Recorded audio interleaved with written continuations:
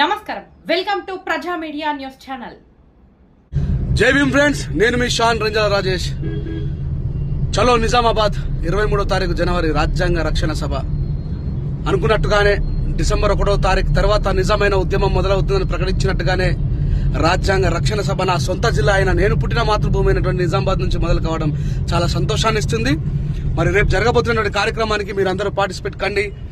రాజ్యాంగాన్ని రక్షించుకోవడం కోసం మనవాదులు చేస్తున్న కుట్రలను ఎలా తిప్పుకొడదాం అనేటువంటి విషయాన్ని మనం అందరం కులంకషంగా మాట్లాడుకుందాం.